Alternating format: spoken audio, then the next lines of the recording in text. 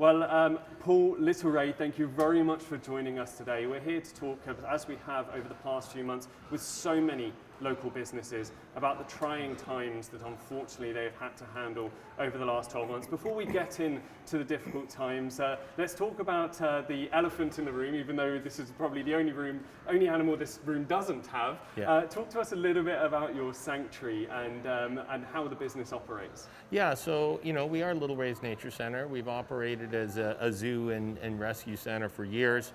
We've been in business since 1995. We've helped the SPCA, Humane Society, municipal, provincial, federal authorities literally across Canada over this period with the placement and helping to take in and relocate seized and unwanted animals. And the majority of the animals we have, about 80 to 90%, it's about 80% here, about 90% in our Hamilton facility, are actually animals that are rescues that we've received. So, I'm very proud to say that we're a zoo. The word zoo sometimes has a bad connotation to it. Not everybody likes the idea of a zoo. But I always say, look, not all zoos are the same. We are an accredited zoo. We are accredited by Canada's accredited zoos and aquariums. And, when I hear someone say, oh, I don't like zoos, I mean, that's like saying I don't like daycares. There are bad daycares out there. It doesn't mean all daycares are bad. And zoos certainly play a different role, but there are exceptional zoos, especially across Canada. And there are some zoos that really need some improvement and work. But we are a zoo, we're a sanctuary, we have animals that we house and care for long term. We're the largest exotic animal rescue in the country, and that's where the majority of our animals come from. And do all the animals stay here forever, or do they sometimes move on as well? No, the vast majority of them move on. In the last 15 to 20 years, we've taken in about 6,000 to 7,000 animals. We have about 900 in our care. So of all the animals that we've taken in, we only currently are housing about 15% of the animals that we've taken in the last 15 to 20 years. And moving on to a little bit more of the business side of this, obviously, as we stated at the start, many businesses have struggled, but can you explain to us a little bit how your business in particular differs from the other struggling businesses? Yeah, and I really feel for all businesses, wedding venues, restaurants, gyms, these karate clubs that have been catastrophically affected as well. They face very similar challenges. The one thing that makes animal facilities unique is that the animals don't stop requiring care just because we're closed. Where a restaurant can close their doors and basically shut down to a bare minimum, for us, our animal care doesn't change. We're down about 94% year over year, and we are down, but we still have about 93% of our expenses. So, we're having to borrow money right now to get our way out of this, and I made this very public. We have now borrowed $915,000 since the pandemic hit, just to pay our basic bills, not to grow and improve, just to pay our bills. And I take it, obviously, those loans, those expensive, have a fair amount of interest on them as well. Yeah, there's two loans that we got that are interest free, which is great. I was frustrated because this last program that just got released for the hardest affected sectors. So the loan program that came out for the gyms, for the restaurants, for the wedding venues, places like us, that is actually a loan that has 4% interest. And that very much frustrated me a few weeks ago, that the government would release a program for the hardest affected sector, and it would be the only program they've come out with that it has no loan forgiveness or has an interest rate associated with it. So I was really disappointed for all businesses that were hit, and us included, that we were being expected to borrow our way out 11 months later, and not just borrow our way out. And I don't think they should be handing over grants to everybody. Like, there has to be some accountability, but some of it can be forgiven. Most of the other programs have some forgiveness associated with them. So for me, it was more of just the hardest affected sector is the one getting the new program just for them that has the worst terms of any of the programs they've released so far. Yeah, it's just so very difficult to be able to have to face these trying times, get a loan, but then at the end of it be in potentially an even deeper hole. Right. One of the big expenses you have as well is obviously a ton of different animals, and am I correct in saying that they require all different climates essentially? So there's a variety of different temperatures in a variety of different rooms. Yeah, even for us, we almost have this battle at times between cooling our building while warming the habitat. So, our utility bills, I think, are $12,000, $13,000 a month. There's nothing we can do about that for the very reason you just stated. Well, some animals might need it warmer, some need it cooler. So. And you're talking about the loans you've received so far. Do you have a ballpark figure that raised little creatures, raised little reptiles, do you have a ballpark figure that you're going to need to be able to survive this ongoing pandemic that's unfortunately stretching out into 2021? Yeah, I came to the realization early in January that our busiest season for driving our revenue is January through April. I came to the conclusion or the realization that we were going to lose our entire busy season. Contracts that we were going to even have in 2021 just got pushed to next year. So the reality is it is going to be January 2022 before we can reasonably start to generate positive revenue. And this is where this number of $1.7 to $2 million has come from, is what we're going to need just to cover our costs.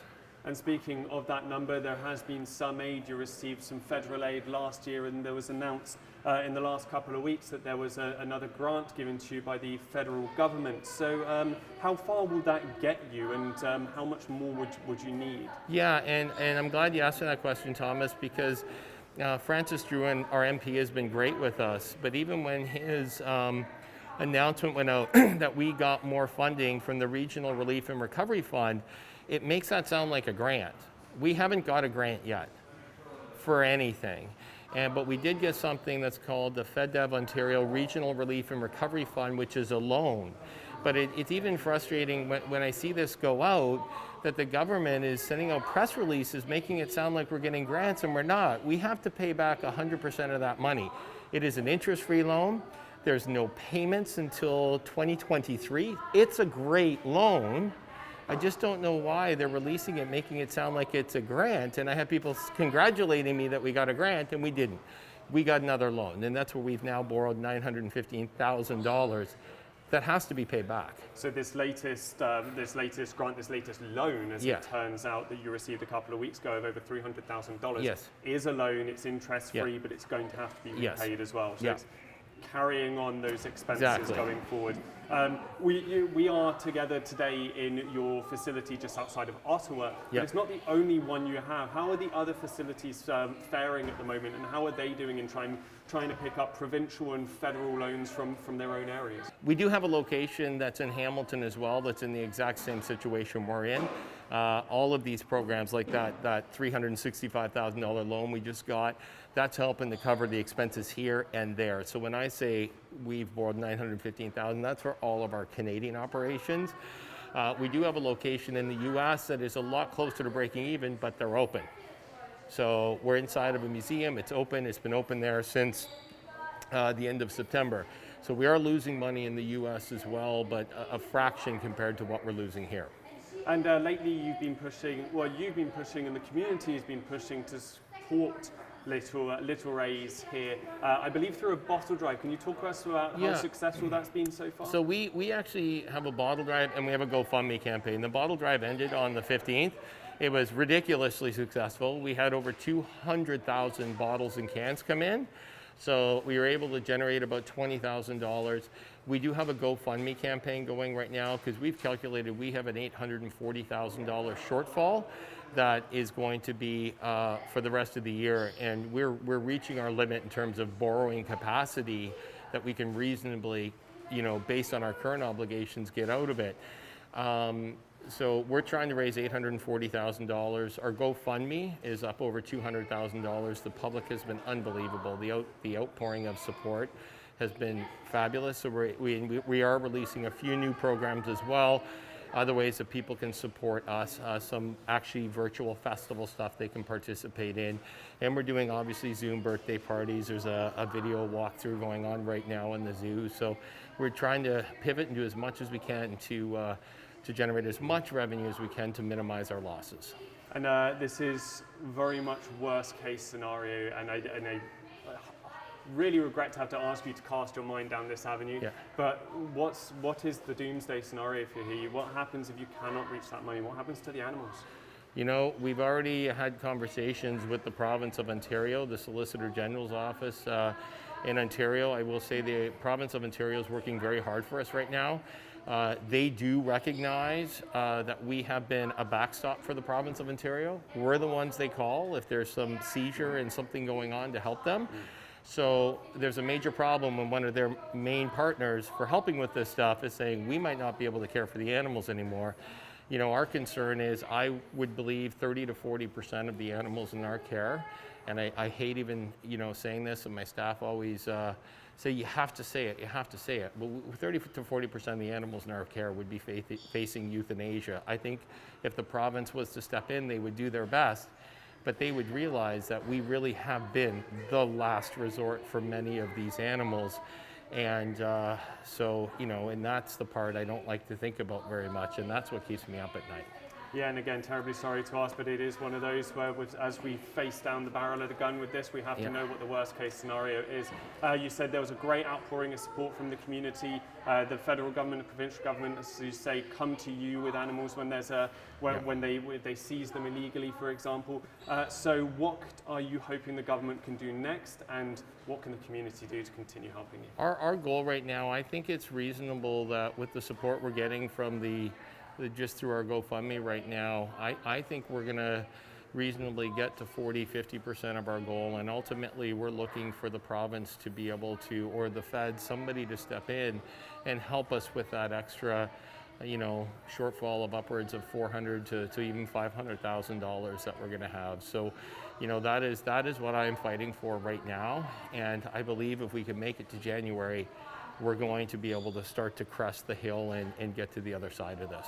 And latest restrictions have loosened a little bit. Are you accepting customers back in yet? Yes, we are. Yeah, so we do just for private groups. So they have to book in advance. We are taking private groups that are coming. That's just been a godsend even for our staff. You know, like being in here caring for animals every day and not being able to share our passion with people, that's not why people work for us. So last Tuesday we had our first visitors in, and I think when they walked in, you just saw everybody in the building. You saw their eyes just light up, and I think we talked to them for 10 minutes before the tour even started just to welcome them. So that's been really refreshing for us. Well, Paul Little Ray, thank you so much for donating some of your time to speak to us today. I wish you all the best, as well as the animals and the staff that work here, and hopefully the federal, provincial governments and the community can continue to support this fantastic sanctuary. Thank you so much, Thomas.